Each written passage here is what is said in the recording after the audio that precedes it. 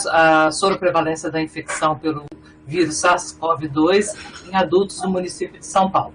E para isso nós contamos com 2 apresentadores, colegas da nossa instituição irmã, da USP, que é a professora Beatriz Tess, que é professora do Departamento de Medicina Preventiva da USP, e o professor Fernando Reinache, que é titular, né, do Departamento de Bioquímica da USP e que são participantes desse projeto.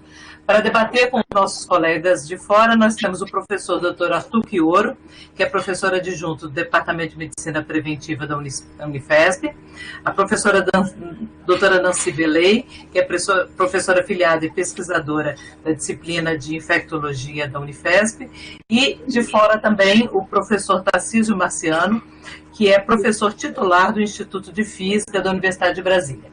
Obrigado a todos. Passo a palavra ao Fernando. Bom, obrigado, pessoal. Eu e a Bia somos casados, por isso que nós estamos na mesma tela aqui. E Bom dia a todos. Bom dia. Eu fui professor titular na Bioquímica, mas faz muitos anos que saí. E no começo da pandemia, vou contar um pouquinho sobre o projeto, como ele se originou, etc. E aí a Bia vai apresentar todos os resultados. Aí no finzinho tem uma outra coisa que eu posso falar, e daí a gente conversa.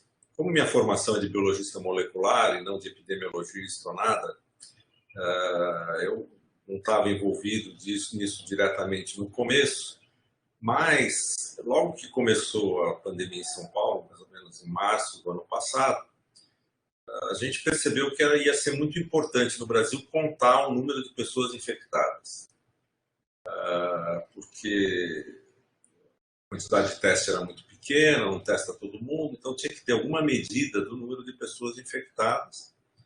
E conversando com a Bia e depois conversando com o Celso Granato, aí da faculdade, da Unifesp, a gente decidiu que a gente precisava combinar 2 coisas. Uma era uma amostragem absolutamente rigorosa, probabilística, etc., tipo gold standard na área de epidemiologia. Um teste para saber se as pessoas tinham ou não sido infectadas, muito bom, porque a gente já sabia na época que os testes rápidos que estavam começando a aparecer tinham muitos problemas. O pessoal do Fleury falou para a gente que era problema sério, etc. Então nós começamos esse projeto, na verdade, com financiamento do grupo Semeia, né, que é uma ONG do pessoal da Natura, que financiou o projeto piloto. E aí nós fizemos uma associação, que era basicamente alguns epidemiologistas, a Bia principalmente, pessoal capaz de fazer as amostragens. Daí nós envolvemos o grupo Fleury, que fez usou aqueles carrinhos para fazer as coletas em São Paulo inteiro e fez todos os testes sorológicos. Né? Então, desde o começo, a gente usou testes laboratoriais de alta qualidade. E isso é uma diferença grande nos resultados, e a gente pode comentar sobre isso depois. E envolvemos o IBOP. O IBOP é capaz de fazer a amostragem e tem as pessoas que podem ir de casa em casa coletando. Então, basicamente, o projeto envolvia dinheiro do Semeia. O grupo Fleury entrou com as enfermeiras, auxiliares de enfermagem para coletar, e o IBOP Inteligência com os tablets e os pesquisadores deles que iam de casa em casa para encher o questionário, fazer tudo isso. Né? Então, esse projeto praticamente não teve envolvimento de pessoal da universidade fora na coordenação geral. Né? Aí, quando a gente acabou o projeto piloto na cidade de São Paulo, o pessoal de Pelotas já estava fazendo o Brasil inteiro, então nós resolvemos que nós íamos fazer só São Paulo e acompanhar a pandemia toda no município de São Paulo. e divulgar a nossa tecnologia e os nossos métodos para outras pessoas interessadas. Nessa época nós pedimos dinheiro, tinha acabado de sair o Todos pela Saúde, né, do Grupo Itaú. A gente pediu dinheiro lá no Itaú e eles financiaram o projeto inteiro. Então teve um dinheiro inicial da Semeia, mas o grosso do projeto foi financiado pelo Todos pela Saúde. A gente já fez 5 ciclos de coleta em São Paulo, que a Bia vai contar, e temos fundo para fazer mais 5. Então, provavelmente, nós vamos ainda monitorar essa segunda onda aí. Então, eu acho que, como introdução, acho que era isso. E a epidemiologista aqui em casa é a Bia, e eu só sei sequenciar DNA, então eu vou deixar ela assumir aqui. E depois eu volto mais tarde, tá bom? Obrigado. Vou sentar ali do lado, porque os dois aparecerem aqui é pior.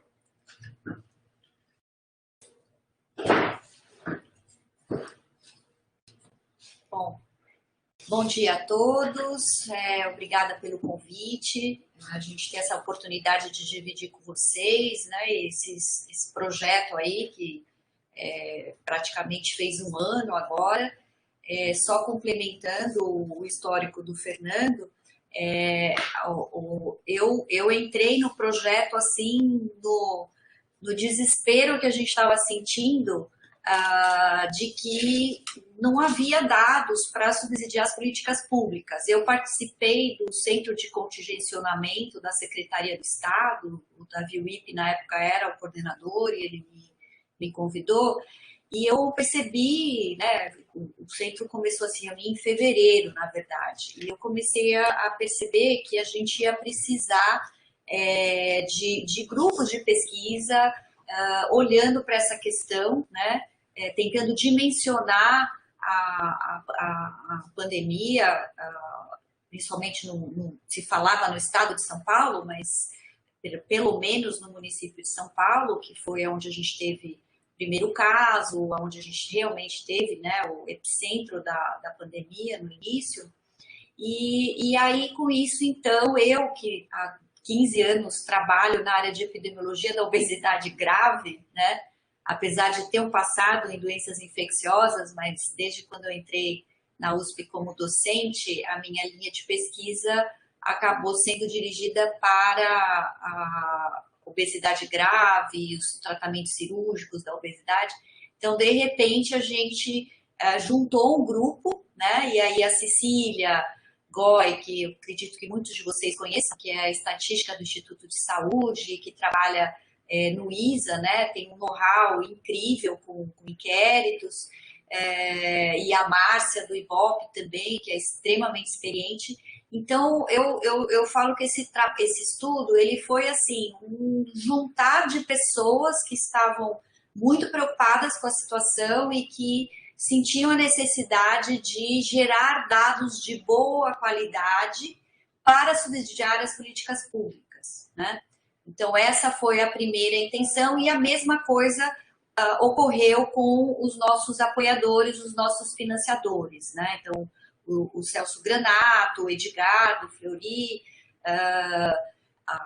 posteriormente, né, como vocês estão vendo no slide aqui na abertura, o Todos pela Saúde acabou também entrando como financiador, mas, então, só para contextualizar para vocês, né, que a nossa estrutura, de fato, do projeto, ela é bastante reduzida, né? A gente não tem, vamos dizer assim, uma equipe de pesquisa, um grupo de pesquisa formalizado para o estudo, né? Bom, dito isso, eu vou passar, então, para apresentar para vocês. A ideia, né, a gente faz e a do Fernando, ele já falou um pouquinho do histórico, eu vou falar do objetivo, né? Dos métodos, e aí eu vou passar muito rapidamente para o sumário dos resultados das 5 fases que já foram realizadas, tá? E aí a gente faz uma finalização com algumas considerações finais, principalmente fazendo uma comparação, né, e mostrando os resultados contextualizados destas 5 fases, tá?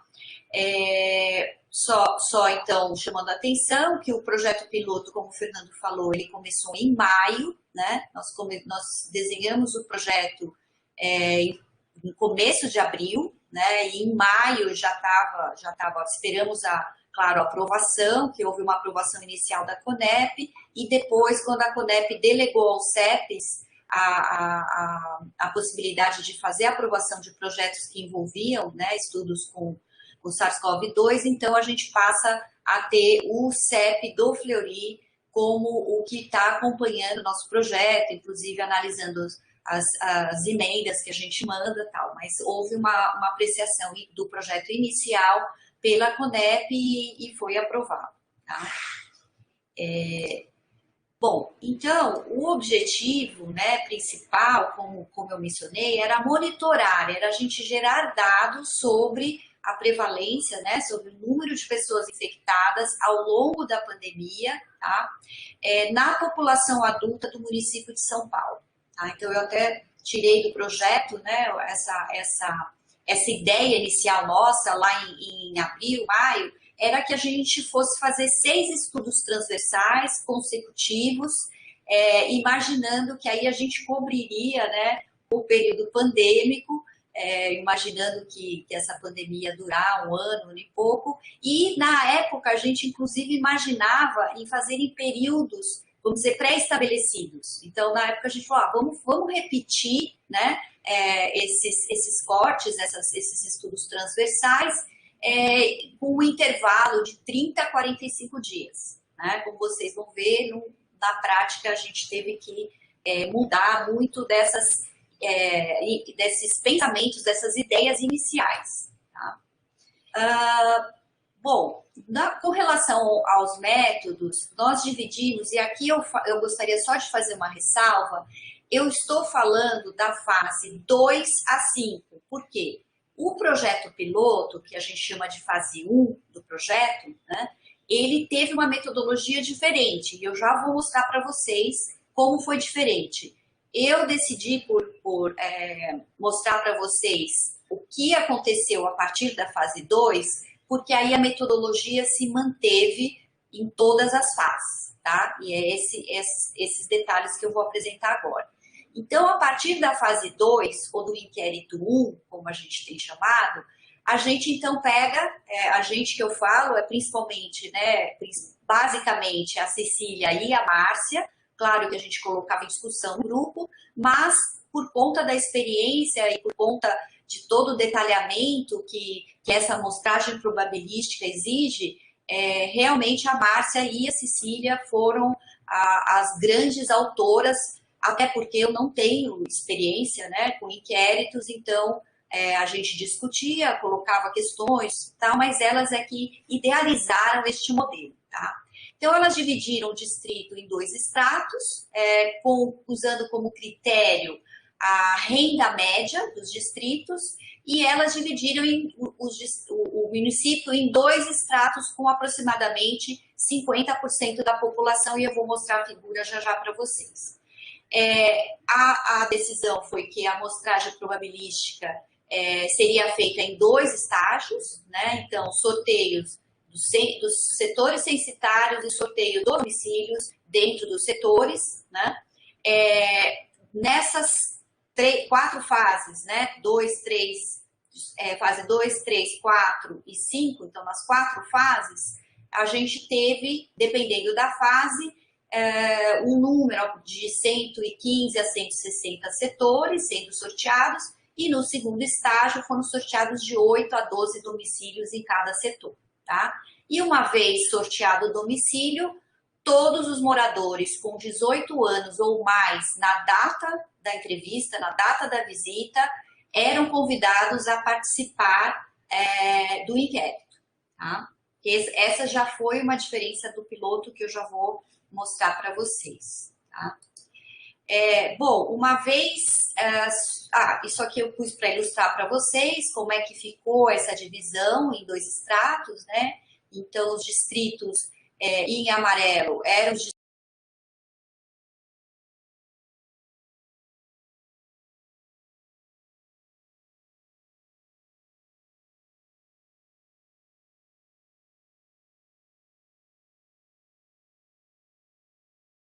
em amarelo eram os distritos que apresentaram uma renda média maior e os em verde, renda média menores, né?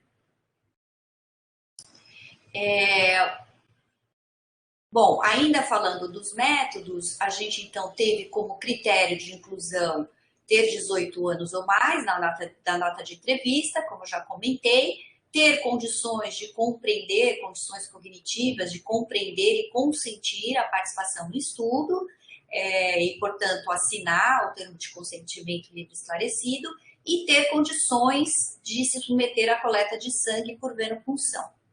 Uma vez, então, o participante concordando em participar, né, e tendo essas condições mencionadas, ele, então, responde a um questionário estruturado que versa sobre dados sociodemográficos, sobre as características do domicílio e dos moradores, dados sobre potenciais situações que favorecem a exposição ao vírus, o relato de sintomas, né? Tanto no período de 14 dias anteriores à entrevista, como períodos mais longos, né? E a gente usou como, vamos dizer assim, como marco o carnaval. Então, a gente introduziu questões assim, bom, desde o carnaval, o senhor apresentou algum quadro, algum sintoma, né?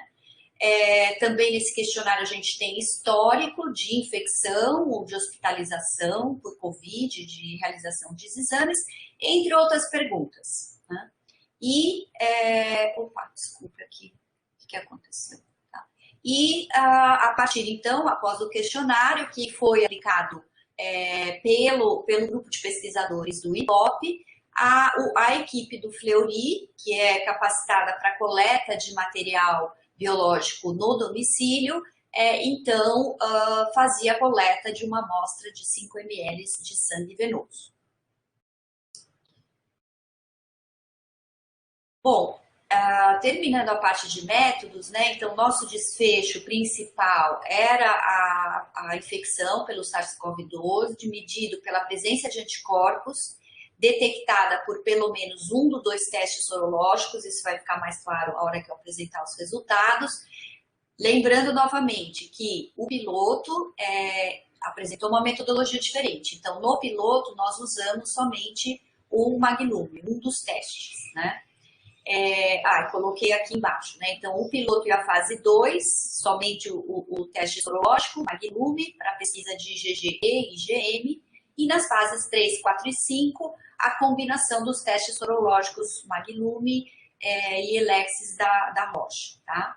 Bom, as análises estatísticas, elas tiveram todo um preparo do banco de dados, né, realizado pela Cecília e pela Regina Bernal, que é uma outra estatística, não sei se vocês conhecem, que trabalham com o Vigitel, então pessoas também muito experientes, né, a Regina é muito experiente, e a análise, então, o cálculo e análise das prevalências e os intervalos de confiança de 95%. Então, agora, passando rapidamente pelos resultados por fase, né? Só lembrando que esses slides dos resultados, eles estão disponíveis no nosso site, tá? Então, inclusive, muitos deles, para quem teve a oportunidade de olhar o nosso site, eu praticamente tirei, né? Fiz umas pequenas alterações e estou mostrando aqui para vocês. Então, qual foi a diferença do estudo piloto, né? Nós incluímos, à época, né, lembrando que esse estudo foi planejado em meados de abril e foi executado em meados de maio, nós partimos dos distritos com maior número de casos, né, confirmados e o maior número de óbitos, né? Então, a partir dos dados que a prefeitura fornecia, né, no seu site, nós calculamos o número de casos por 100 mil habitantes, né, e chegamos então a 3 municípios com o maior número de casos, que foi o Morumbi, Bela Vista e Jardim Paulista. Só uma parte aqui. Na verdade, no piloto, a gente tinha tão poucos casos ainda em São Paulo que a gente tinha medo de não conseguir pegar nada, entendeu? De ir lá, coletar um monte de amostra e dar zero a prevalência. Por isso que a gente falou, bom, vamos para ver se o método funciona, vamos só nos distritos que a prefeitura diz que tinha mais casos e nos distritos que a prefeitura dizia que tinha mais mortes, tá vendo? Então, você vê que ali embaixo, tá vendo? Os distritos que tinham mais casos, naquela época tinham 7 mortes, tá vendo? 11 mortes, 8 mortes, né? Então a gente estava com medo, tinha tão pouca morte, ninguém sabia qual era a prevalência, de não pegar nada, entendeu? Por isso essa estratégia de pegar os distritos de mais casos e os distritos de mais mortes. A gente falou, pô, pior é você tentar fazer uma medida em São Paulo e a nossa amostragem de 1.000 pessoas dá zero, entendeu? E a gente não conseguir medir nada, né? Então foi isso na primeira parte. Isso, a decisão então teve realmente como base isso que o Fernando falou, e como vocês podem ver aqui no mapa,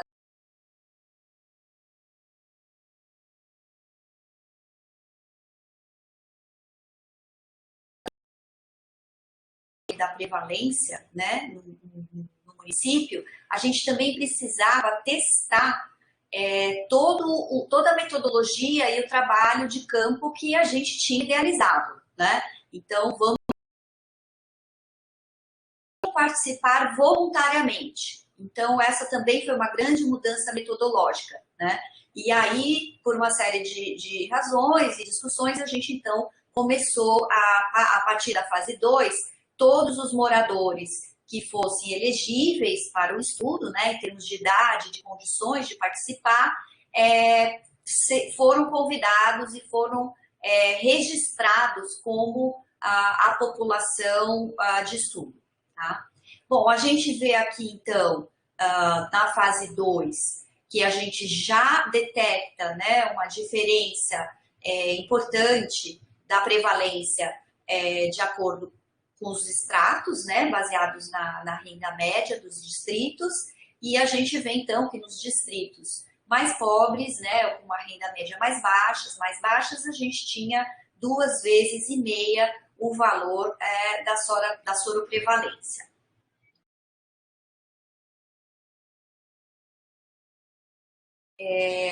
Bom, aí quando a gente faz então uma análise estratificada, né, da soroprevalência por características da população, a gente então começa a perceber, e vocês vão ver que isso de certa forma se mantém nas outras fases, mas a gente não conseguiu ver diferença na prevalência entre a população masculina e a feminina, a mesma coisa com relação às faixas etárias, mas comprovando, né, ou reforçando aquele achado da relação de fatores socioeconômicos e variáveis socioeconômicas com uma prevalência maior, no caso dos grupos com níveis socioeconômicos de escolaridade mais baixos, a gente então percebe que a escolaridade mais baixa, as pessoas que moram em domicílios com mais de 5 ou mais moradores, apresentaram valores de prevalência maior do que as categorias com menor número de pessoas moradoras, a cor de pele preta comparada com a cor de pele branca, que apresentou prevalências bem menores, e escolaridade também. Então, aí a gente já começa a perceber que a pandemia ela se apresenta de forma diferenciada, né? A gente até, quando a gente viu esses resultados, falou, olha, nós temos 2 pandemias acontecendo aqui, né? Então, muito, muito relacionadas às condições socioeconômicas. Bom, aí a gente fez aqui uma tentativa de comparação entre a fase 1 e fase 2, lembrando que a gente tem total consciência de que a metodologia era bastante diferente, mas a gente considera que essa prevalência de 4,8 provavelmente pode ser considerada como a margem superior da prevalência, se a gente lembrar que A coleta de dados foi feita nos municípios com o maior número de casos e óbitos, né? Então, se a gente considerar esse baseline de 4,8 da fase piloto, a gente então teve um aumento da prevalência de 2,5 vezes, né? E como eu já comentei, as características socioeconômicas de vulnerabilidade apresentaram taxas mais altas de prevalência. Na fase 3, então, a gente começa a usar, e eu vou mencionar para frente, os 2 testes para abordar, né, o nosso desfecho, para medir o nosso desfecho. E aqui eu trouxe para ilustrar para vocês, né, como é que houve a distribuição do sorteio dos setores censitários dentro dos municípios. E chama atenção... Dentro do município, desculpa. E aqui a gente pode ver que o espalhamento, né, desses setores sorteados e a heterogeneidade desses setores começa se mostrou quando a gente foi fazer análise estratificada por nível socioeconômico, né? Por quê? Porque a gente pode ver, só para vocês perceberem, que dentro do extrato de renda mais baixa, a gente sorteou setores que, pela renda média, seriam classificados como setores de renda mais alta, né? Então, quando a gente foi fazer peraí. Deixa eu só fazer uma observação aí. O Fernando quer fazer aqui uma observação. Então, senta aqui que Aqui, o que é interessante é que nessa metodologia que a gente fez, a gente dividiu os distritos de São Paulo para ter metade da população na zona amarela e metade na zona verde. De modo que os distritos com renda média mais altos, que tem metade da população, estão no amarelo. Os distritos com renda média mais baixa estão no verde, né? Mas qualquer pessoa que mora em São Paulo sabe que a cidade é muito mais complexa do que isso. Por exemplo, aí no lugar amarelo você tem o Morumbi, que é extremamente rico. No meio do Morumbi você tem uma enorme favela, entendeu? Então, essa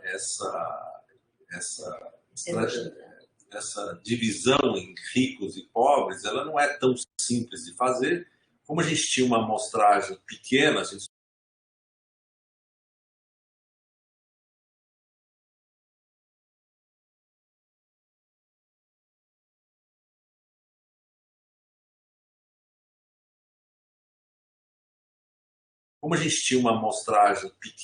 só iria poder fazer 1.000, 1.500 pessoas, não dava para separar, entendeu? O que era no Morumbi, o que é favela, o que é área rica, etc. Então, a diferença que a gente vê entre as áreas ricas e pobres, ela está contaminada, entre aspas, tá certo? Pela presença de locais pobres no meio das áreas ricas e alguns lugares ricos no meio das áreas pobres. Então, a diferença que a gente está medindo de soroprevalência entre os ricos e pobres, ela é diferença mínima, entendeu? Porque os dois lados estão contaminados. Ou seja, a diferença da pandemia entre os pobres e entre os ricos é maior do que a gente mediu, entendeu? Por causa desse, sei lá como é que se podia chamar isso, uma espécie de um artifício, né? E isso é que está mostrado nessa outra figura dos setores censitários aí que a Bia está mostrando, né? Para dar uma ideia para vocês, eu coloquei esse fluxo, né, do campo. Eu não vou mostrar isso para as outras fases, mas só para vocês entenderem, né? Quer dizer, o Fernando mencionou uma coisa importante que eu esqueci de falar. A nossa meta era, pelos cálculos, né, que a Cecília e a Márcia fizeram, era incluir cerca de 1.200, 1.300 participantes, tá? Nessa amostragem probabilística. Só que para a gente chegar neste número, né, a gente, por conta da baixa taxa de resposta que a gente vê normalmente nesses inquéritos, né, então é algo bastante observado quando a gente faz inquérito domiciliar, então a gente tinha que sortear, né, 1.380 no caso da fase 3, aí tiramos os domicílios não elegíveis, imóveis vagos, imóveis não residenciais, enfim. E com isso, então, a gente chega a 659 domicílios com os moradores listados, tá? E 1.859 moradores elegíveis. Então, vejam, a gente tem aí toda uma estratégia, né, de campo para que, bem documentada, para que a gente possa discutir a influência da taxa de resposta e o viés da taxa de resposta em relação às nossas estimativas, tá? Então, eu coloquei isso, nós fizemos esse mesmo fluxo, né, de campo para todas as fases, mas eu só mostro essa para ilustrar para vocês. Então, a fase 3, tivemos esse resultado de campo, né? Bom, aqui então, rapidamente, para mostrar para vocês, na fase 3 foi quando nós incluímos o teste sorológico da Roche em associação com o teste Magnum, né? Então, o Magnum é um método de quimiluminescência e o da Roche é um método de eletroquimiluminescência. E aí o que a gente vê, né, para nossa surpresa, nós não esperávamos isso, né? Lembrando que o teste de Magnum, ele detecta imunoglobulinas M e G, tá? Contra, né, o proteína spike proteína e também do nucleocapsídeo. Já o teste da Roche, ele detecta imunoglobulinas totais, né? Então não há essa divisão e principalmente, né, ou basicamente contra antígenos do nucleocapsídeo. Então, a gente vê aí que a gente aumenta a gama, né, de pesquisa de tipos de anticorpos direcionados contra o SARS-CoV-2. Tá? E a gente, então, nessa fase 3, percebe que ao associarmos, né, os dois testes e a nossa definição, então, de soropositividade é a soropositividade em pelo menos um dos testes, então, a gente teve um aumento na estimativa da soroprevalência de 56%. Se a gente fizesse só com Magnum, a gente teria uma prevalência de 11,5%. Associando os dois testes, nós tivemos uma prevalência de 17,9%, né? Mantendo aquela diferença entre os estratos de renda média maiores e o extrato de renda média menor, né? Então, os de renda média maior com uma prevalência menor, tá?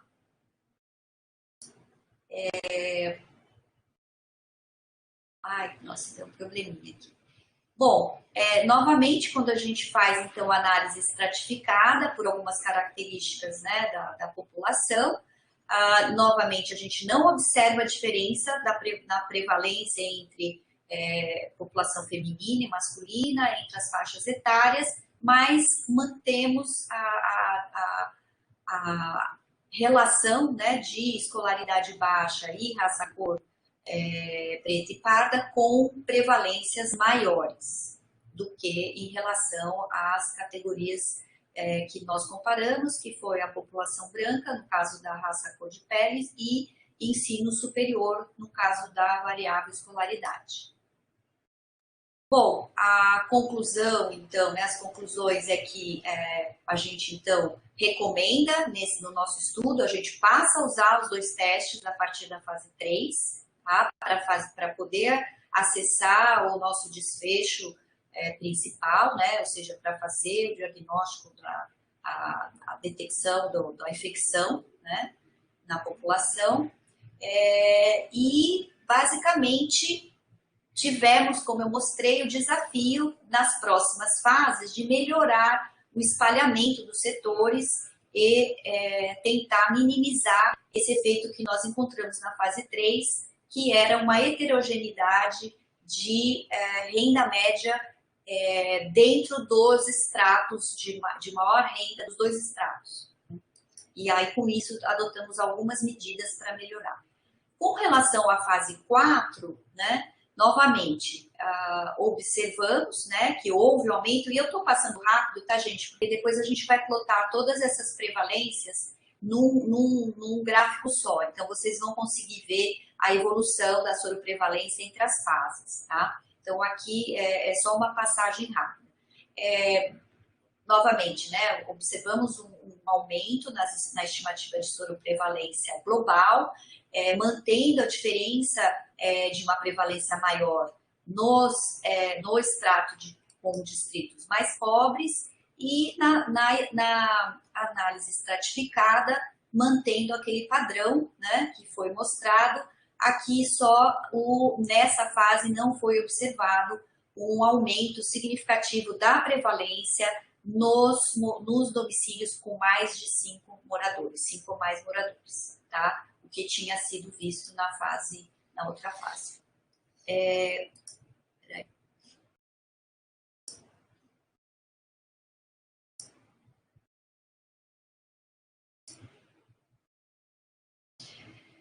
Bom, então, comparando a fase 3 com a fase 4, que foi dividida, né, foi separada por 10 semanas, né, a gente observamos esse aumento na soroprevalência global de 46%, né, indo de 17,9%, e em relação à fase 4, que encontramos 26,2%. Esses dados a gente também vai mostrar com os intervalos de confiança plotados, tá?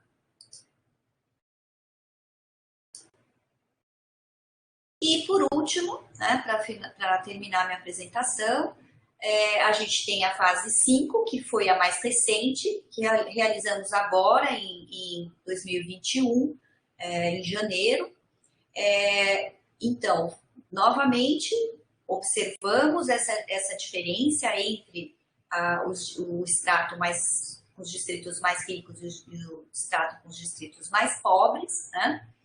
Essa diferença na fase 5, ela fica menor, então o que a gente observa na fase 5 é que os distritos mais ricos têm um aumento na prevalência bem maior em comparação com o que a gente tinha observado nas fases anteriores, né?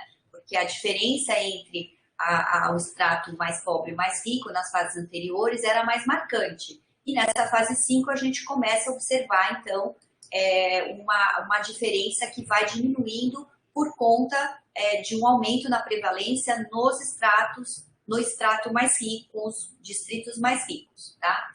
E uma outra novidade que nós observamos, né, na fase 5 é que então a gente observa que a idade, né, então as pessoas de 18 a 44 anos, elas passam a apresentar uma prevalência maior, né, do que a faixa de 45 e a faixa de 60 anos ou mais, né? Então esse é um dado importante, porque de fato a gente começa a ver nos dados de número de casos e de óbitos um acometimento maior das faixas etárias mais jovens. E com relação aos fatores, às variáveis socioeconômicas, a gente mantém a diferença entre a escolaridade baixa e a escolaridade mais alta, e também em relação às pessoas que se declararam preto e pardas e as brancas. Bom, basicamente a gente vê então as conclusões da fase 5, que eu já comentei com vocês, né? Não vou repetir, mas é o que eu falei, né? A diferença entre o extrato mais pobre, o extrato com os distritos mais pobres e o extrato com os distritos com renda média maior foi diminuída, né? E no caso da idade também foi observado um aumento nas faixas etárias mais jovens. E, para finalizar, foi uma discussão bastante importante que o grupo teve sobre a taxa de soro-reversão, né? Que à medida que o tempo passou, a nossa preocupação é que a gente medisse uma prevalência que estaria, uma estimativa que estaria sendo afetada pelo fenômeno da soro-reversão, ou seja, pessoas que foram expostas, que se infectaram, mas que perderam os anticorpos. E aí eu vou deixar o Fernando falar um pouco, o Celso discutiu bastante, usou inclusive dados do banco de dados que ele tem do Fleury, mas que a gente então ficou tranquilo, principalmente com relação ao teste da Roche, que a soro-reversão era insignificante, que ela não afetaria a nossa estimativa de soro-prevalência de forma importante. Tá?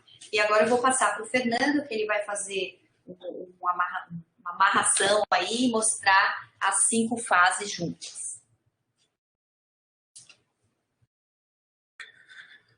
Bom, pessoal, deixa eu mostrar então, o que aconteceu, na verdade, em São Paulo durante esse tempo, né? O que aconteceu é que o coronavírus chegou em São Paulo. A primeira medida que a gente fez eram provavelmente por volta de 5% das pessoas da cidade tinham sido infectadas, na primeira medida que nós fizemos. Na última medida agora, 30%. Tá?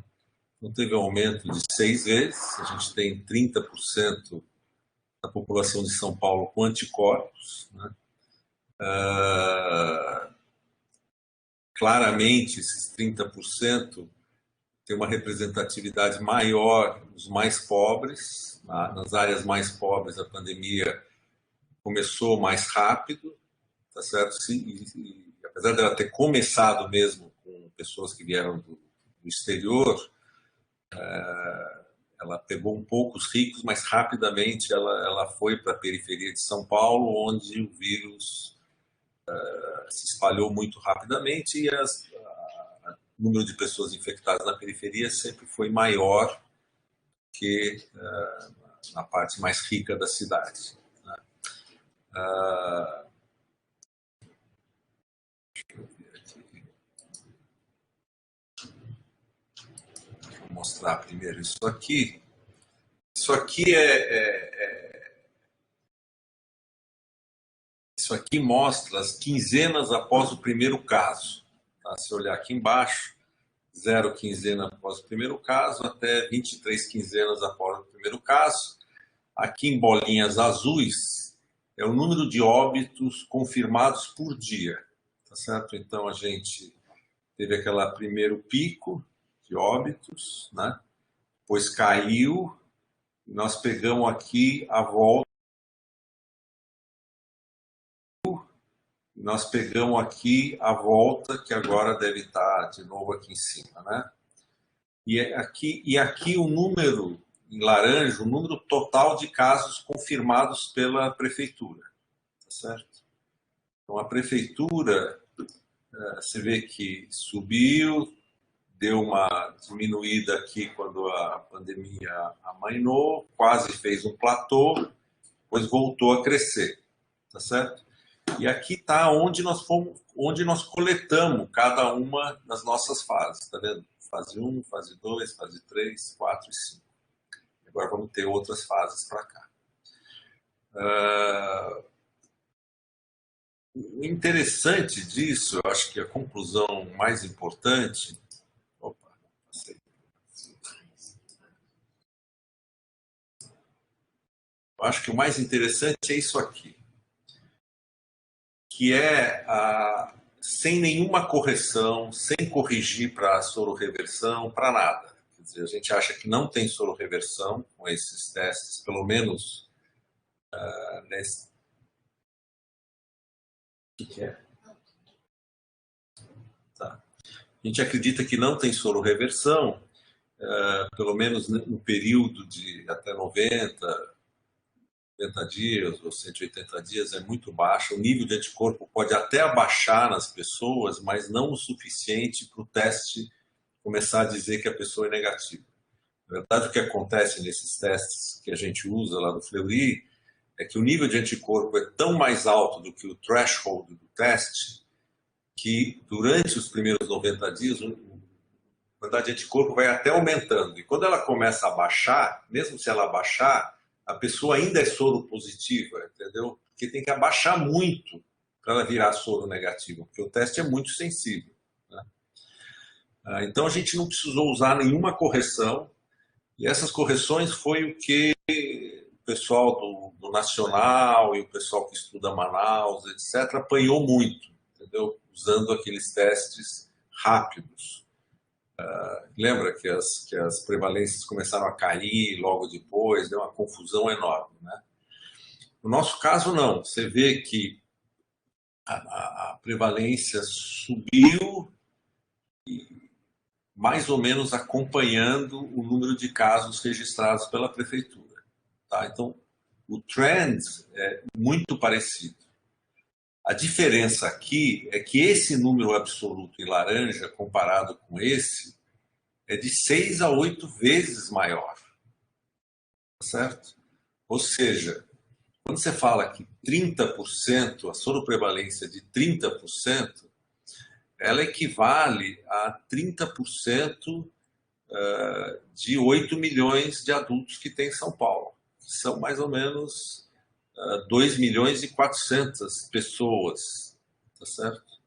Que foram infectadas quando as testagens da prefeitura, os dados da prefeitura, que testam as pessoas quando chegam no hospital ou apresentam sintomas, estão em mais ou menos 500 mil, tá certo? Então, aqui no fim, é 5 vezes mais. Então, são duas linhas que sobem em paralelo, né? A prevalência ela é uma medida direta que independe de qualquer medida da prefeitura, né? E a prefeitura ela mede uma amostragem das pessoas que vão no posto de saúde, reclamam, não pega casos assintomáticos, se o sujeito tem um caso leve e não vai no posto de saúde, não é testado, etc., né? Então, consistentemente, as nossas medidas são de 5 a 8 vezes maiores. Ou seja, a gente tem uma confiança grande de que 30% da cidade de São Paulo já foi infectada, e nesse caso específico, infectado pela linhagem original, não pela P1 de Manaus, que só chegou em São Paulo nas últimas semanas, né? Então, do ponto de vista da vacinação, você tem provavelmente 30% da população com imunidade alta ou média, tá certo? E 70% ainda suscetível. Eu acho que esse é o resultado mais importante do trabalho, porque o outro dado que existe é que tem 550 mil pessoas infectadas em São Paulo, certo? Que são o número de testes positivos que deu em São Paulo. Como é 5 a 8 vezes, se isso se estender para o Brasil, e a gente acha que tem, sei lá, 10 milhões de testes positivos no Brasil, não é difícil imaginar que mais ou menos 60 milhões de pessoas já foram infectadas no Brasil, se a razão que a gente encontrou em São Paulo valer para o resto do país, tá? Então, eu acho que o grande resultado nosso é que a gente tem uma medida completamente independente, feita com uma amostragem do melhor tipo possível, usando testes de alta qualidade, que dão uma estimativa mais concreta do número de pessoas já infectadas no país. O outro resultado muito importante, eu acho, é que confirmou uma coisa intuitiva, que o pessoal menos favorecido da periferia se infectou muito mais rapidamente, que era já intuitivamente correto, porque eles têm que sair para trabalhar, porque tem mais dificuldade de praticar isolamento, etc. E isso se confirmou, isso a gente teve uma confirmação experimental clara, né? Sempre é estranho, porque quando eu discuto esse resultado com os amigos, você fala, não, nós conseguimos provar que a periferia se infectou mais. Você fala, não, mas isso é óbvio que eles se infectam mais, eles pegam ônibus todo dia, não sei o quê. Mas, na verdade, é a medida real dessa diferença, né? E também, não só por salário, mas por cor de pele, por nível educacional, todos esses parâmetros, o dado se repete.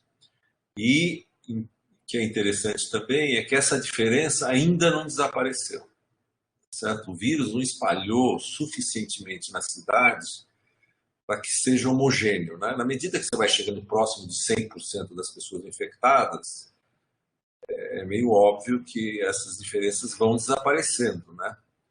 Mas ainda elas diminuíram, mas elas ainda são muito presentes, né? Pelo menos até janeiro, e claramente as pessoas têm mais condições, estão se protegendo menos, apesar de que na última rodada você teve um aumento na incidência nas pessoas mais ricas e entre os mais jovens também, tá?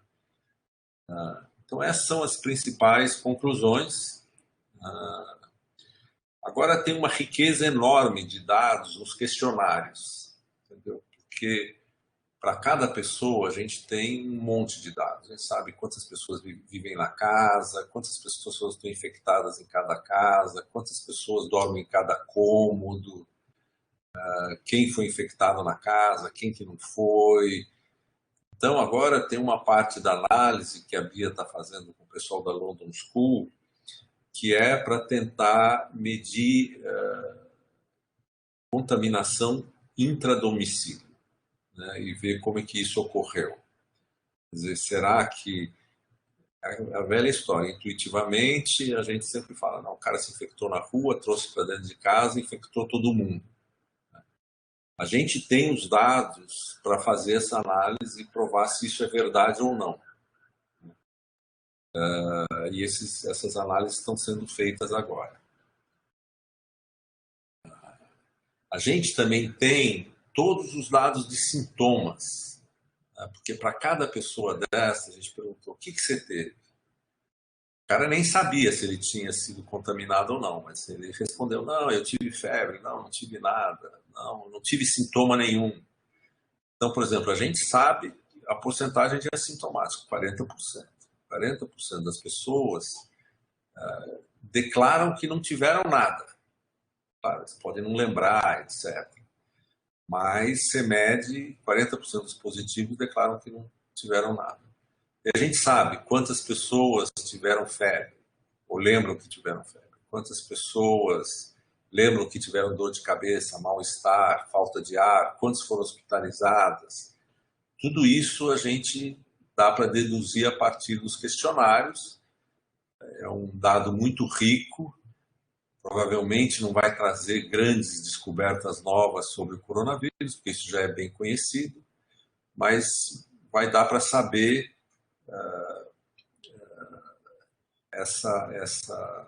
como os sintomas se distribuem na população, né, dos soropositivos. Comparando com outros estudos, isso é feito, tem muitos estudos onde isso é feito a partir de pessoas que foram procurar ajuda. Entendeu? Falam, eu estou achando que eu tenho Covid. Aí foi procurar alguém e aí falou, não, eu tive dor de cabeça, eu tive isso, tive falta de ar, não tive, etc.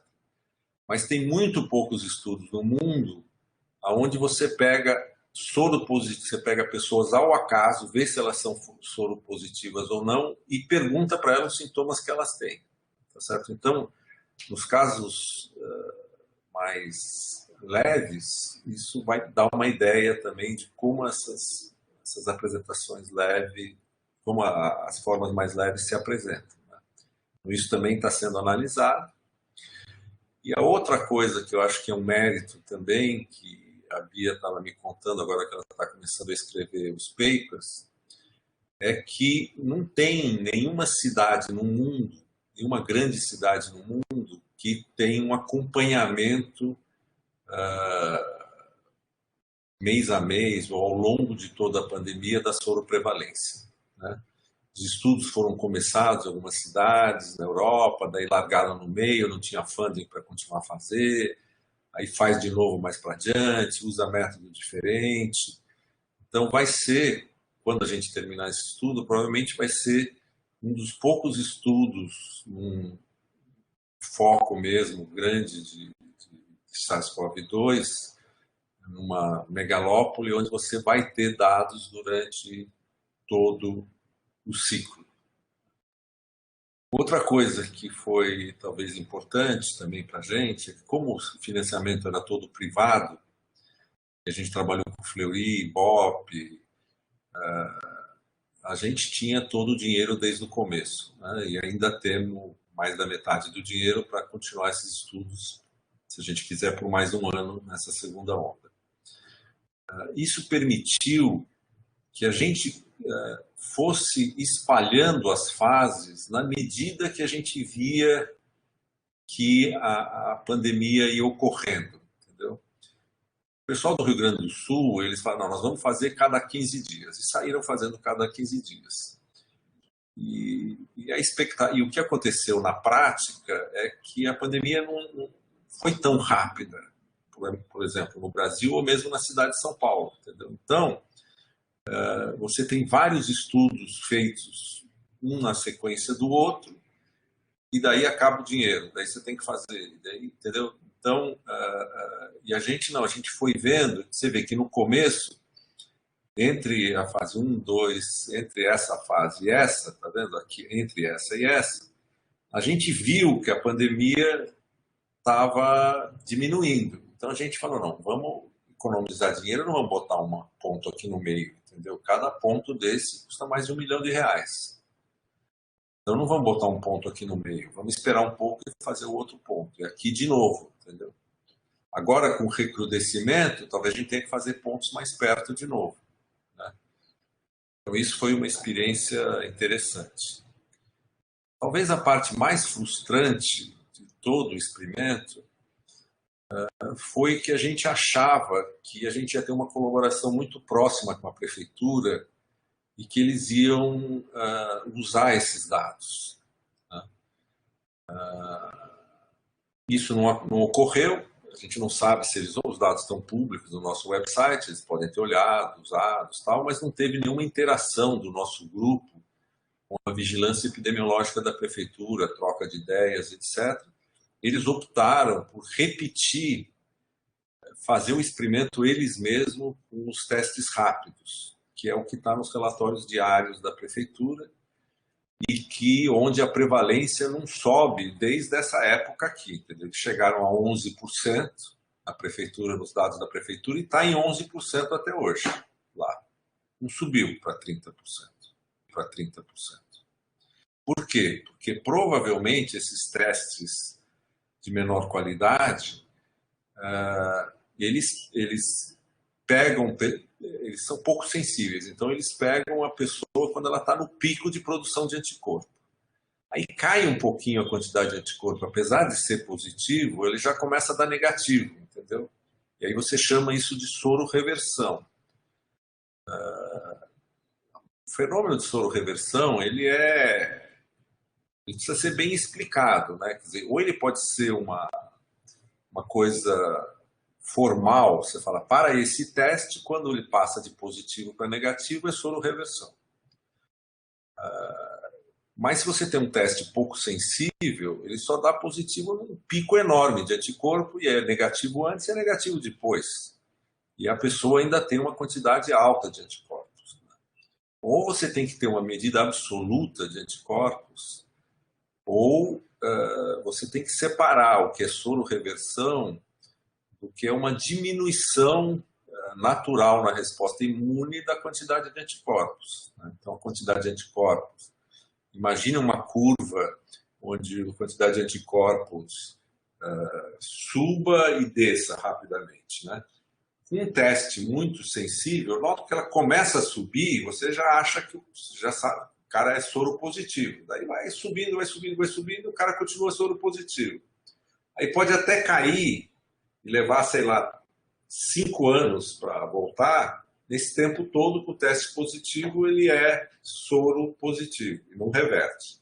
Agora, imagina que esse pico, você tem um teste que só pega o topinho do pico, entendeu? Como ele sobe muito rápido, dá positivo. Quando começa a cair, ele já dá negativo.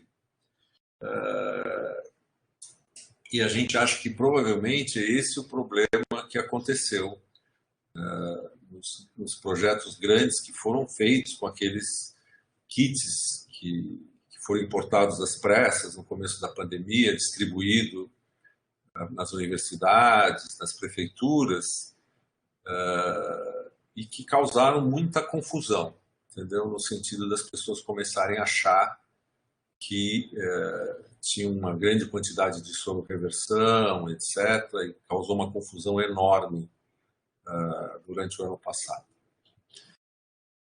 Eu acho que é isso que tinha para falar. Aqui tem uma listinha das análises em andamento, né? E aqui tem o nosso time, a Bia e Maria Cecília da Secretaria de Saúde, a Bia lá da USP, aí tem o Celso, o Edgar, Maria Carolina do Grupo Fleury. Quem ajudou muito foi a Márcia Nunes, ela é a presidente do IBOP Inteligência, né? O IBOP e o Fleury, eles tiveram um papel importante porque eles, apesar de a gente pagar pelos serviços para ele, pagar pelos testes e pagar pelo trabalho do IBOP, foi altamente subsidiado, entendeu? A gente, durante esses períodos de coleta, que levavam 5 a 10 dias, praticamente a equipe inteira do Fleury, que coleta em casa na cidade de São Paulo, estava trabalhando para a gente, entendeu? Porque você imagina o que é você coletar 1000 pessoas na cidade de São Paulo inteira e você tem que chegar na casa, ver se o cara deixa você entrar, convencer, daí tem o cara do IBOP com o iPadzinho juntando os dados, daí tem seringa e não sei o quê, daí tem que levar tudo isso para o laboratório e tal. Então, isso a gente conseguiu fazer porque o IBOP tem esse know-how de fazer pesquisa de casa em casa e o Fleury não só tem os exames, os testes, mas tem esse know-how de coletar de casa em casa. O pessoal do Fleury, uma coisa curiosa, o pessoal do Fleury ficou muito impressionado, né? Porque as enfermeiras do Fleury coletam na área rica de São Paulo. E, de repente, o cara está lá no meio da Zona Sul, numa favela, no meio da Zona Leste, em áreas super pobres. Foi uma experiência muito interessante dos técnicos do Fleury.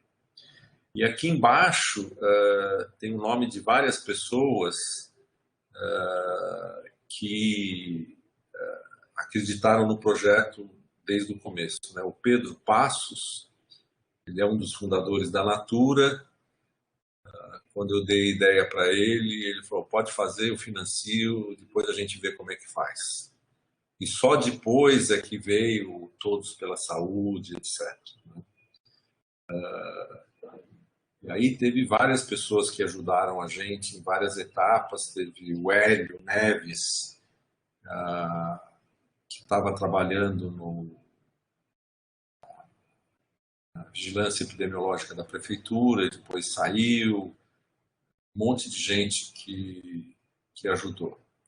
Mas quando você conta o todo, a gente fez uma lista entre enfermeiras, pessoal do Fleury, etc., dá bem umas 600 pessoas para fazer cada levantamento desses.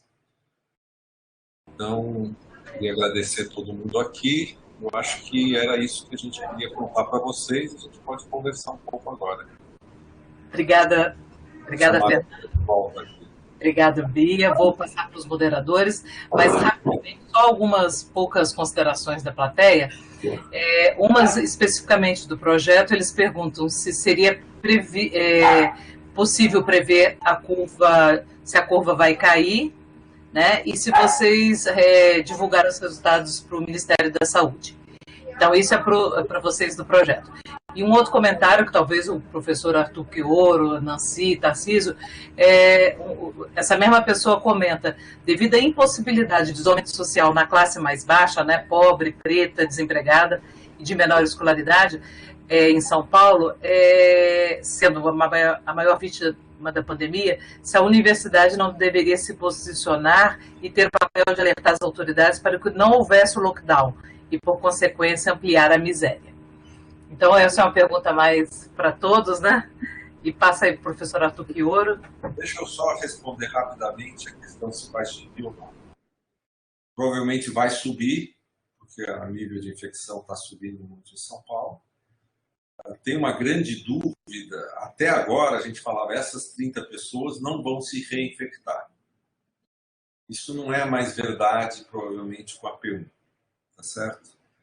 Então, a gente, no começo do projeto, eu falava assim, nós estamos medindo as pessoas que já são imunes.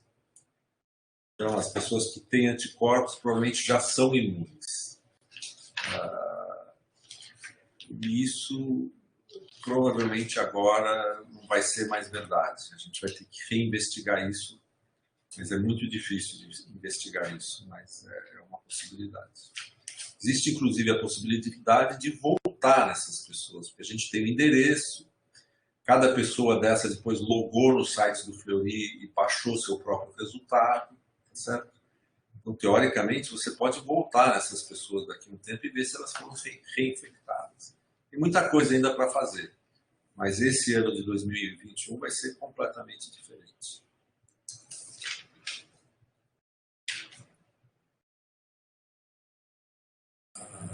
E agora, quem que fala? Então, os moderadores, se quiserem comentar.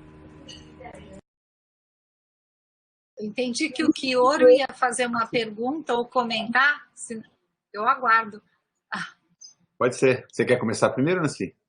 Não, eu vou falar rapidinho, então, porque acho que tem algumas considerações epidemiológicas que você articula muito melhor do que eu. A primeira coisa que eu queria perguntar é uma curiosidade da forma como que era o approach nas residências. Eu não sei, talvez eu tenha perdido, mas era quem estava naquele momento ou tinha uma prévia com um aviso que viria alguém? Deixa eu explicar. Como é que era esse approach? Deixa eu explicar. Na verdade, funciona assim.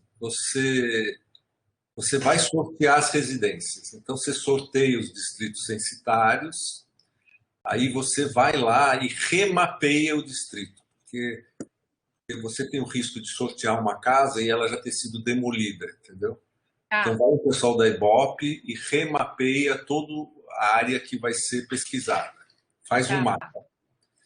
Aí, a partir desse mapa, com todas as casas do distrito que vai ser, onde vão ser sorteados, então tem o primeiro nível, que é o sorteio dos setores censitários, né? Aí, os setores censitários que foram sorteados são remapeados totalmente. Vai o pessoal do Ibope lá e remapeia tudo. Quais são as casas, o número, onde tem prédio e tal. Aí sorteia a residência. Certo? Aí você vai na residência e você, a Bia vai explicar depois, você é obrigado a coletar aquela residência, não pode substituir. Tá certo? E a regra é você voltar na residência pelo menos 3 vezes. Tá ok. Tá certo? Para conseguir entrar na residência. E não tem substituição. Uma vez que você entra na residência e eles deixam você entrar, as áreas ricas têm 2 níveis. Tem que passar no porteiro e depois passar no dono da casa. Tá? Mas uma vez que você entra na residência, aí você tenta coletar todas as pessoas que moram na residência. Pode ser numa visita ou você tem que voltar depois. Entendeu? Então, uma vez que gera a lista das residências, aí é obrigado a coletar aquela residência, todo mundo que mora lá. E aí tem que morar na casa. Por exemplo, a babá que ficava 15 dias e voltava, ela não era considerada moradora. Na Tá. prática, Não, são curiosidades, né? O cuidador que mora e vai embora todo mês também não era. as pessoas são excluídas, como são excluídas as crianças, são excluídas as pessoas que não têm capacidade de entender e assinar. Tá ok. A coisa, e a gente mapeia quantas pessoas dormem em cada cômodo. Tem ok. Tá ok. Um comentário só que eu queria fazer e deixar os colegas depois é que, embora... Bom, eu conheço esses testes, né? Eu faço laboratório também, né? Durante anos foi junto com o Celso, né? Que foi meu orientador o tempo todo, até eu assumir aqui o laboratório. Mas eu acho que alguma perda há, né? Tem alguns trabalhos bem robustos da Science, do JAMA, mostrando uma perda pequena, mas em 6 meses, mesmo com esses testes, com imunoglobulina total, que são muito sensíveis, existe uma perda não pelo teste, né? Porque alguns indivíduos, talvez com os quadros um pouco mais leves, e aí a gente tem um mundo, né, de hipóteses e explicações, acaba tendo uma perda. Então, talvez esses 30% de agora, talvez seja até um pouquinho mais. Não muito, mas talvez um pouco mais. Eu não incluímos aqui, mas eu poderia incluir, está lá no nosso site, se vocês quiserem ver uma apresentação de um estudo do Fleury. Fleury fez o seguinte, ele pegou todo mundo que fez mais de um teste sorológico lá e que tinha um diagnóstico confirmado por PCR. Tá? Todo mundo que fez mais de um.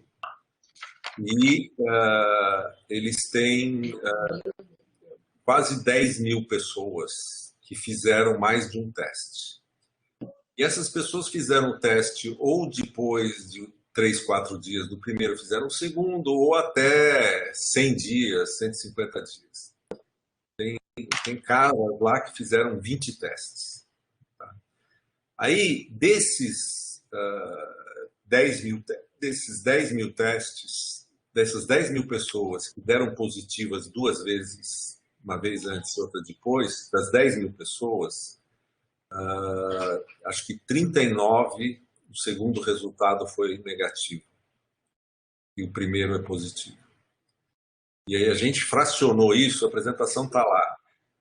Quando o cara repetiu nos primeiros 14 dias, repetiu, a diferença entre o primeiro e o segundo era 14 dias, o primeiro e o segundo era, sei lá, 3 semanas, depois 4 semanas, até 90 dias. A grande maioria dos casos, o segundo teste dá mais alto do que o primeiro e só teve esse 30, 40 casos. Esses 30, 40 casos estão um a um descritos lá. E eles ocorreram 40 casos em 10 mil. Né? Por isso que a gente achou que o Celso jura que não tem, ele não viu sororeversão. Algum desses casos são erros do Fleury, por exemplo. Eles acham que o teste era muito baixo, repetiu, deu negativo.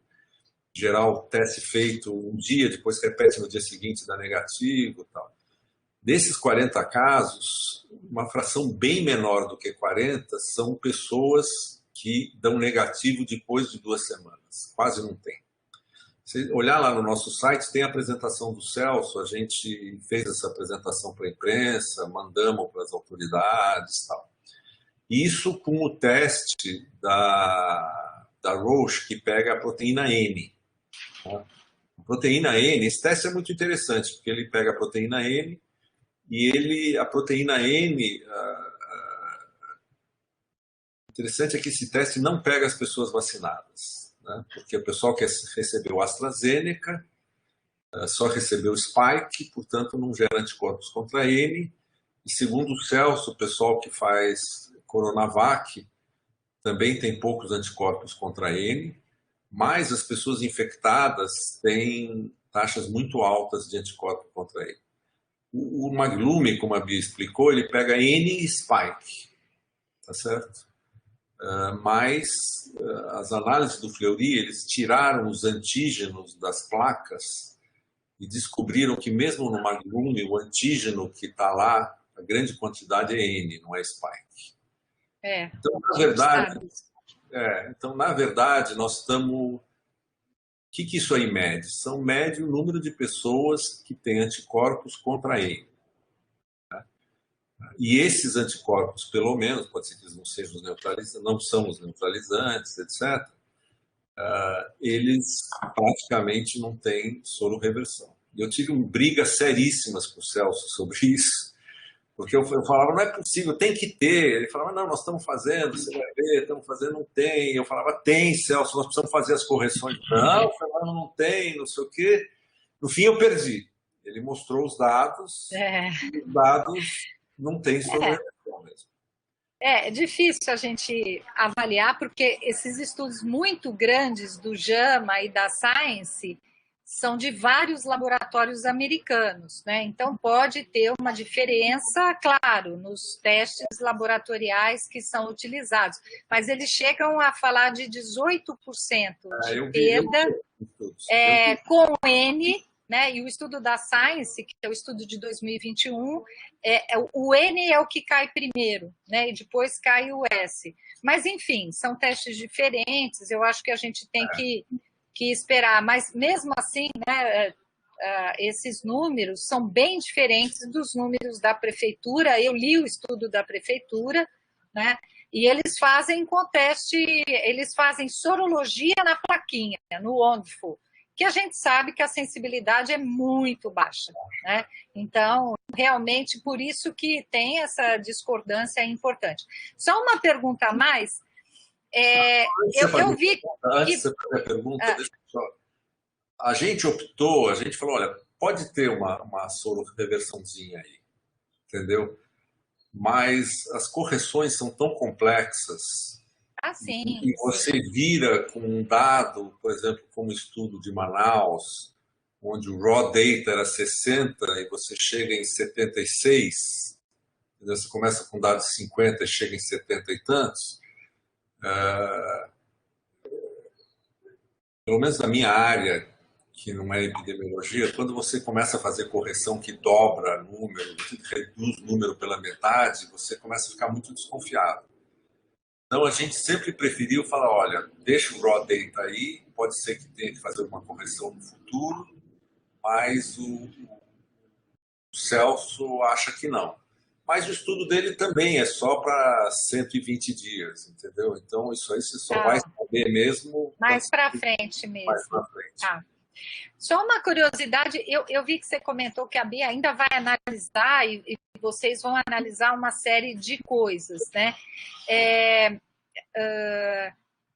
As pessoas, elas respondiam alguma coisa no questionário, o quanto elas frequentavam alguma coisa no bairro ou não? Talvez eu tenha perdido isso.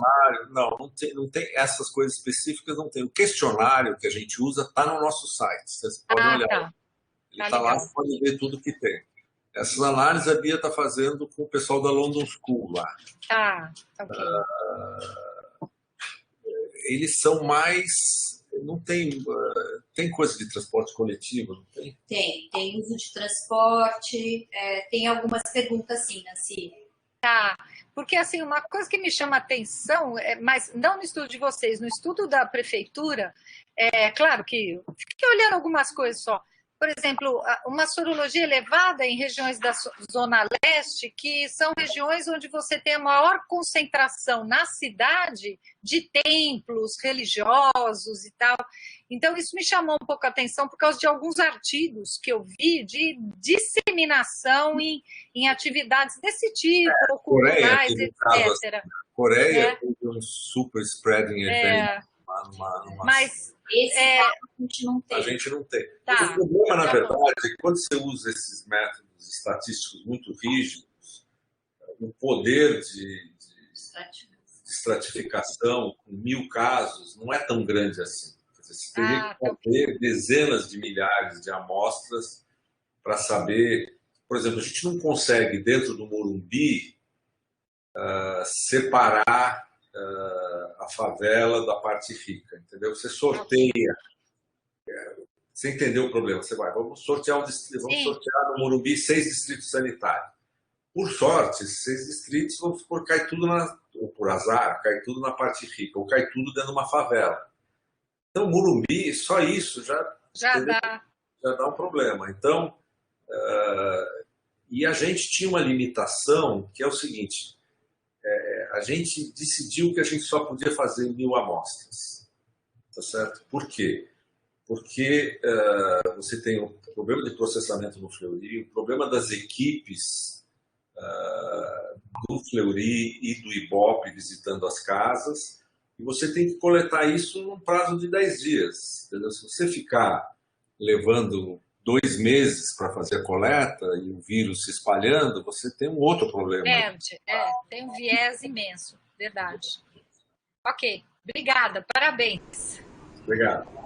Professor Chioro, seu tempo aí está apertado. Desculpa aí. Infelizmente, eu estou com um compromisso que eu já tinha, era o meio-dia, mas agora ficou para meio-dia e meio, eu tenho que fazer uma rápida fala e sair. Eu lamento muito, quero parabenizar a Beatriz e o Fernando, os colegas, saudar os demais colegas, Nancy, Tarcísio, agradecer ali o convite. Sim, parabenizar, eu me envolvi diretamente no estudo de soroprevalência que foi feito por várias universidades, eu representando a Unifesp aqui na Baixada Santista, e vivi na pele a dificuldade, que nós fizemos 4 fases com financiamento governamental, né, e à medida que a gente teve os resultados que não agradavam aos gestores públicos e contrariavam, né, vamos dizer assim, o indicativo de medidas sanitárias que o estudo acabava apresentando, né, nós acabamos ficando sem financiamento para dar continuidade ao projeto e sem contar com o apoio, porque no nosso caso a gente contava com os agentes comunitários, com os enfermeiros das equipes de saúde da família dos 9 municípios da Baixada. Então eu sei na pele o tamanho da dificuldade, o tamanho do desafio, né, do que vocês estão vivendo, e só por isso eu queria parabenizá-los. Acho que o trabalho tem vamos dizer assim, um grande mérito, que é assumir o desafio de ir qualificando a sua metodologia em ato, fase a fase, mas que deve ter criado e criará muitos desafios, né, na hora da sistematização, organização e publicação dos dados, né. Imagino que Beatriz vai aí enlouquecer, né, com as exigências acadêmicas por conta exatamente dessas mudanças, né. Isso costuma ser criticamente avaliado, mas acho que é um mérito.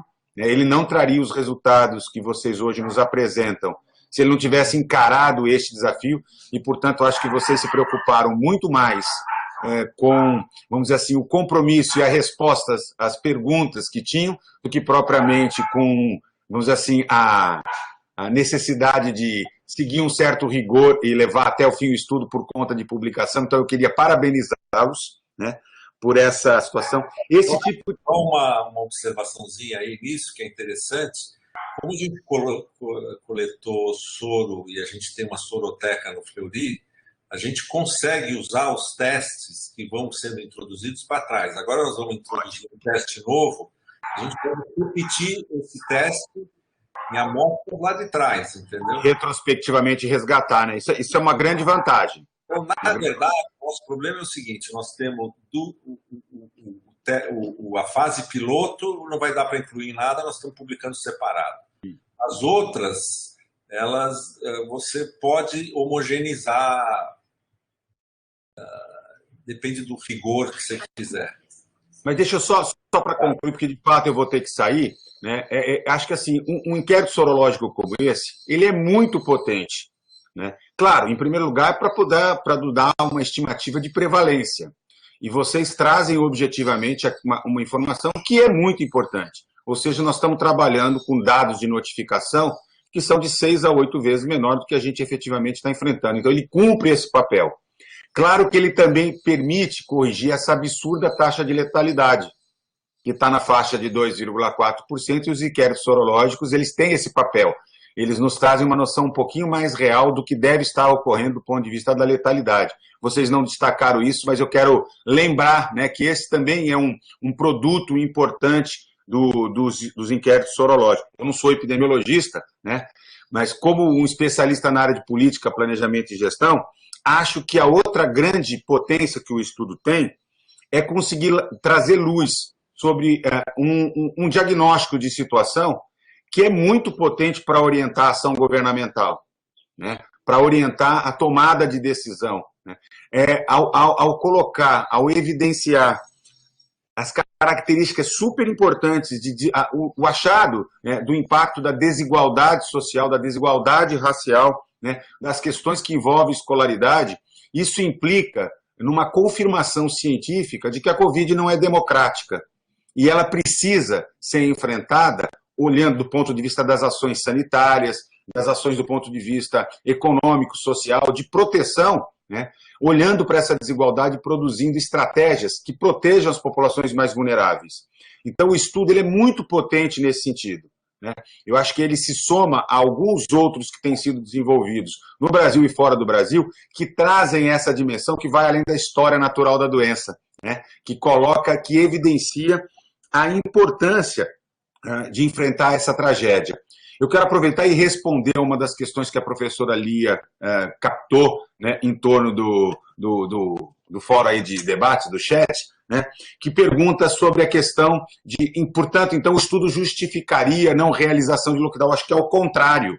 Ao contrário, ao fazer exatamente esta dimensão, nos posicionar mais claramente aonde a gente está, eu poderia fazer uma extrapolação generalizando o país em cima desse dado de prevalência que vocês encontram no último estudo, que muito provavelmente é pior nesse momento, é que ao invés de ter 260 mil óbitos, nós muito provavelmente nesse momento, deixando rolar na tal da imunidade de rebanho, sem medidas de isolamento, de distanciamento social, de proteção sanitária da população, nós podemos extrapolar tranquilamente para o atingimento de um patamar de 606 mil óbitos.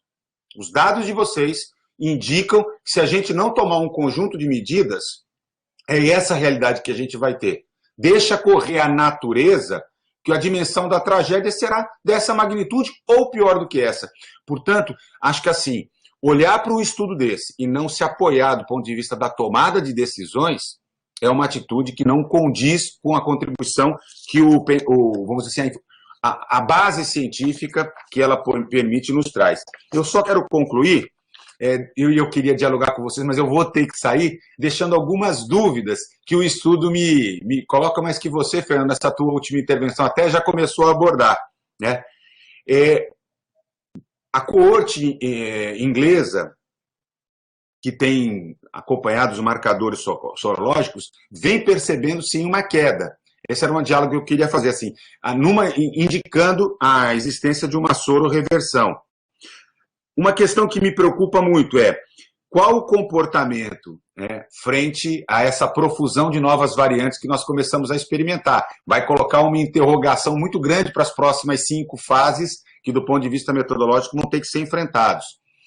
A observação de reinfecção com vacinação, né, em particular com a primeira dose, né, que começa a ampliar, ainda que lentamente, na população, que novos desafios vão trazer, tá certo?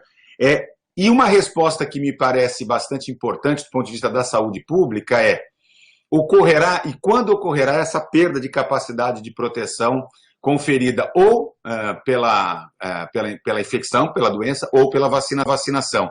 Então, eu queria, assim, agradecer a vocês pela oportunidade, agradecer a todos que estão nos acompanhando, pedir desculpas, mas sequer para ficar para ouvir da resposta eu vou poder, tenho que correr que já estão me chamando para a próxima mesa, mas como está gravado, eu vou ouvir depois as respostas, o diálogo que vocês vão fazer. Parabéns, viu, mais uma vez. Obrigado. Obrigado, Arthur. Deixa eu só gravar aqui para ele poder. Eu acho que a taxa de reversão é uma discussão atualizada. Existia as novas variedades, realmente uma tão razoável, vamos supor que reinfecte 1/3 das pessoas, ou reinfecte todos os casos assintomáticos, ou reinfecte todos os casos que a resposta imune não foi muito forte. Ter ou não ter reversão entendeu? Eu acho que a ameaça e a disrupção que vão ser causadas pelas novas variedades, o fato dessa P1, vocês devem ter visto o estudo da Fiocruz de ontem, já está responsável por mais de 50% dos casos. Então agora nós temos um novo vírus, entendeu? E esse novo vírus ele pode ser parecido em muitos aspectos, provavelmente vai ser parecido em muitos aspectos, mas em alguns aspectos importantes pode não ser, entendeu? Quer dizer, se eles começarem a ter muita reinfecção, se a Coronavac não segurar um novo vírus, entendeu? Nós estamos no mundo novo. É como se esses dados valessem para o ano 2000, para um vírus X, e agora nós temos um vírus P. Entendeu? E aí, então é meio isso, né? Que essa minha preocupação agora é essa. Essa é a minha preocupação principal. Vamos passar. Tarcísio. Depois vou pedir Fernando e a Bia, se puderem no bate-papo, botar o site do estudo, que alguns estão perguntando no chat. Tem aqui no último slide, deixa eu já pôr aqui. Então está no último slide, então, pessoal. Deixa eu pôr aqui. Aí, ó, monitoramento Covid-19 por fora. Tá. Se você puser Soro App NSP, São Paulo, no Google, vem esse troço aqui. E lá tem tem os relatórios, tem o projeto, tem o questionário, tem toda a metodologia, porque um dos nossos objetivos era que isso pudesse ser copiado, entendeu? Para as pessoas que quisessem fazer em outras cidades. Então tem lá o questionário, tem o projeto, tem os relatórios, as apresentações dos dados em português e inglês, e tem também os resultados do Fleury sobre sororeversão. Tá ótimo, obrigado. Tarcísio? Obrigado, parabéns. Acho que é um trabalho extremamente importante. O Brasil ainda carece muito desse tipo de trabalho em outras localidades. Isso ajudaria a jogar um pouco mais de luz, né, nessa situação toda. E eu queria comentar, a gente tem acompanhado a pandemia lá desde o começo, fazendo uma modelagem a partir dos dados reais. Só que o que a gente usa não é o número de casos, e aqui está óbvio por quê, porque a subnotificação é imensa. Então a gente ajusta o modelo a partir do número de mortes, que tem também alguma incerteza, tem também um certo grau de subnotificação, mas é bem menor que o número de casos. E, por exemplo, o estado de São Paulo, a partir com os dados até ontem, a nossa estimativa de ataque de pessoas que já foram infectadas é 26%. Esse número pode ser maior se a gente levar em conta estimativas da subnotificação de mortes. Ele pode crescer aí uns 30%, talvez. E o que me espanta é que realmente é um número que é próximo ao que vocês obtiveram, no caso, só para o município de São Paulo. Provavelmente o estado de São Paulo, como tem muitas cidades menores no interior, talvez seja um pouco menor, não sei. Mas vocês acham que essa sobreprevalência é semelhante para o estado de São Paulo? Qual é a experiência que vocês têm? Vocês conhecem bem melhor do que eu queria saber. Mas é bem interessante realmente que a ordem, pelo menos, está bem próximo do que a gente estava estimando. Eu acho que assim, tem dois, na minha cabeça tem dois lados, né? Quer dizer, tem um lado que fala, não, o que deve estar acontecendo em São Paulo deve estar acontecendo no resto do país, né? Então, eu responderia sim, deve ser por aí. Aí tem um outro lado, que é esse nosso dado, que ainda não homogeneizou dentro da cidade de São Paulo, entre os pobres e os ricos. Não homogeneizou dentro de São Paulo, dentro da cidade, por que teria homogeneizado entre os municípios, por exemplo? Entendeu? Então, tem duas maneiras de ver isso. Tem um copo meio cheio e um copo meio vazio. O copo meio cheio é o seguinte, olha, 30% deve ser 30% do Brasil inteiro. Também se não for 30, se for 25, se for 35, entendeu? É nessa ordem de magnitude, sei lá, igual um quarto ou um terço da população, uma coisa desse tipo. Agora tem o outro lado, né, que a gente não sabe como que a homogeneização, como a amostra está misturando bem, né? Eu fiquei muito impressionado com os dados da Fiocruz ontem, mostrando que em todos os estados que eles olharam, a variante nova já está entre 30% e 70% de todos os casos.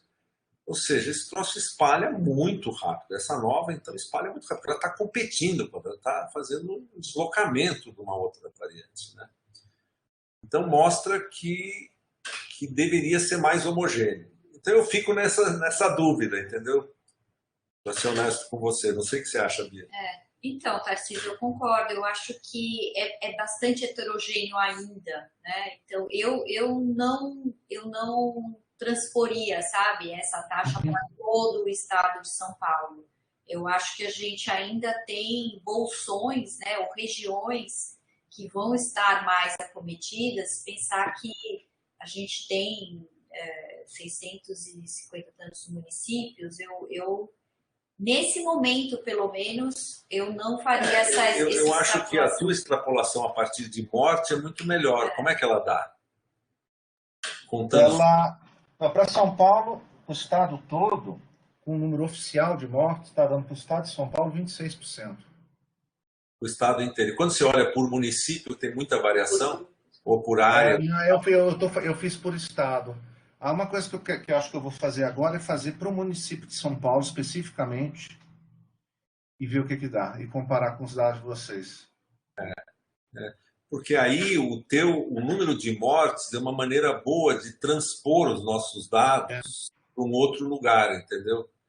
Porque ele faz um link entre os nossos dados. Você fala, olha, 30% corresponde a X mortes por 100 mil habitantes. Aí eu pego esse número e transfiro, né? Eu acho que... Eu vou fazer, e se você quiser eu posso mandar para você. Vamos manter contato, sim. Vamos sim. Anotando seu e-mail, porque eu acho que está muito interessante. O trabalho de vocês é magnífico, viu? E para nós é uma coisa assim, é uma ferramenta, é uma informação imprescindível. Eu acho que o mérito desse troço é que um número totalmente puro, entendeu? Você não usou nada. Você não usou nenhum dado da prefeitura, você não usou nada. Você foi lá e mediu, entendeu? Então, ele é igual o R0, né? O pessoal usa o R0, mas para calcular o R0, não usa o número de casos. Tem uns argumentos circulares, às vezes, nessas contas, que atrapalham, né? Então, é bom você ter... Você é físico, você sabe disso, né? É bom você ter uma medida empírica, pura, para ancorar as premissas e as teorias, né?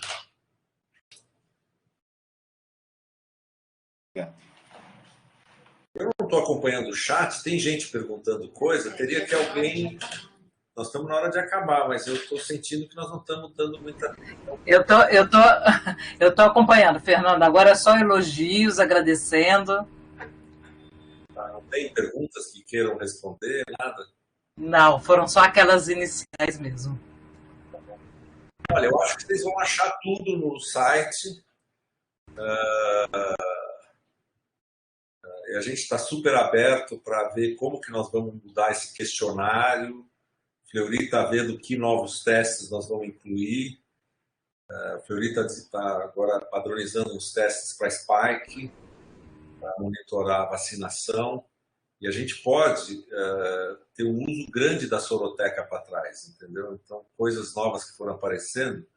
Você tem lá, nós temos 5 mil soros, com 3 mil soros, com 3 mil questionários coletados ao longo do ano passado. E se tiver algum teste interessante para fazer, está lá sentado na geladeira do Fleury, entendeu? Tá ótimo. Gente, só tenho a agradecer muito o Fernando, a Bia, Nancy, Tarcísio, professor Quioro, pelo tempo aí. Foi muito produtivo, muito interessante os dados. Só anima mais a gente, né, a fazer mais ciência, a tentar responder aí as questões que estão pela frente ainda. Obrigada. Obrigada mesmo, viu? Bia, vamos manter contato, né? Vamos manter. Se tiverem palpites, são sempre bem-vindos. Às vezes não são acatados, mas são...